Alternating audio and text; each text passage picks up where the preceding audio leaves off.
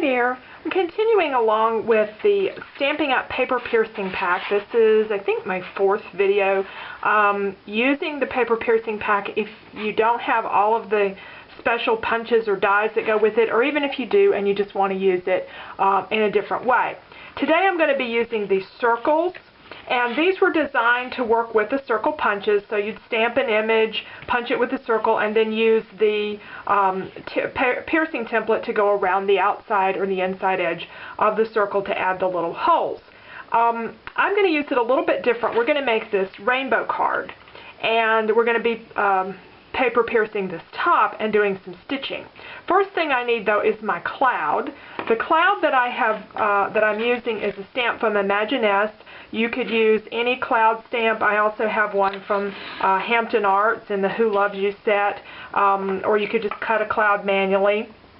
You just need one to go at the end of your rainbow.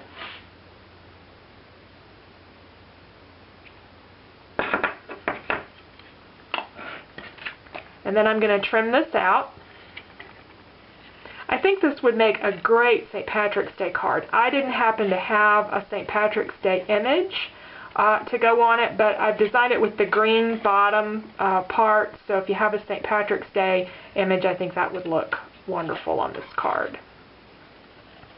Alright, I need my cloud because that's going to help me know how far over I want to do my paper piercing. I have a piece of Bashful Blue cardstock that's 4 inches wide and 2 inches, maybe just a touch over 2 inches wide. And I want my rainbow a little bit over to the right because my cloud's going to sit over here on the left-hand side. So I'm also aligning the holes so that they're a little bit more than halfway up on the card because this will be underneath the green part when it's finished. That looks good. And then I just start piercing, and I go all the way around the outside edge. And I'm actually going to do 6 rows. I know a rainbow would really have 7 colors, but we're going to do red, orange, yellow, green, blue, and purple. And if we went 7, it was going to get a little bit small in the circles, and a little bit narrow, or a little bit too small in the middle. So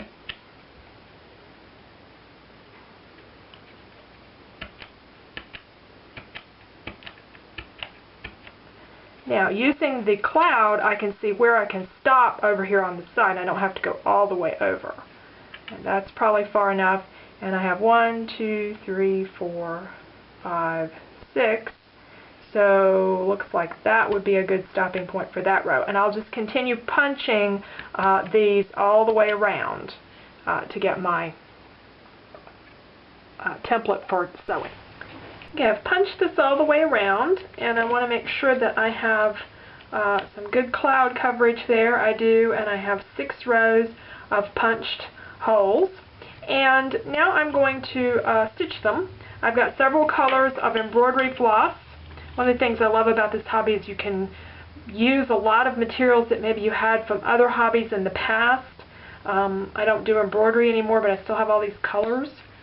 So I'm just going to start with the red one. And what I'm going to do different on this card than I did on this first one is on this one I stitched down and I stitched back to get all of the area filled in red in each of the different colors.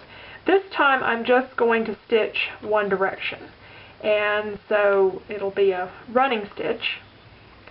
And I think it's going to be interesting. We'll see how it looks, see which one we like the best. Obviously this will be faster and it'll take less thread, although it doesn't take a lot of thread no matter which way you do it.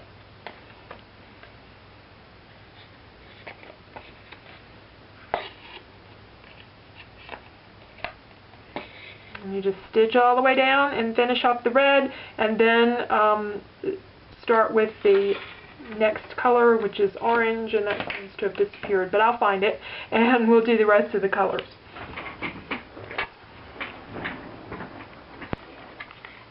Okay, I've finished my stitching, and I'm going to just tape these threads down. Something you can't do in real embroidery. Trim them off. And then I'll attach this to my card front, which is some Daffodil Delight cardstock, with glue dots.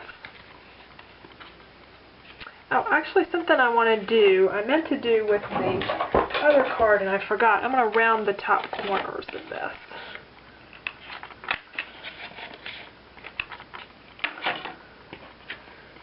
And round these.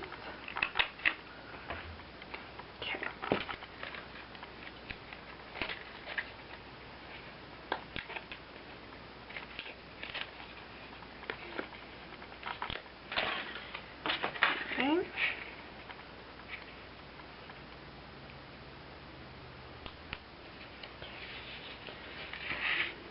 Okay, now we're ready for the green part. Okay, to finish off the lower part of the card, I went ahead and stamped an image, a greeting image. This one's from Inkadinkado, and embossed that in white. And now I want to add a row of white dots around it. And usually I just do that manually with the white gel pen. And the white gel pen, just right here, will not fit through the holes in the paper piercing pack. However, if you want really, really precise little dots, you can still use the paper piercing pack and mark your holes with a regular pen. This is a zig marker. This will work, or one of the Stampin' Up markers will work.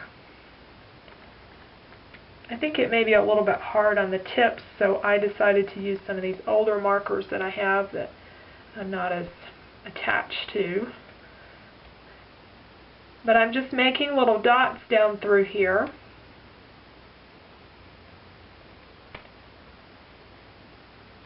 And I'll go ahead and turn the corner.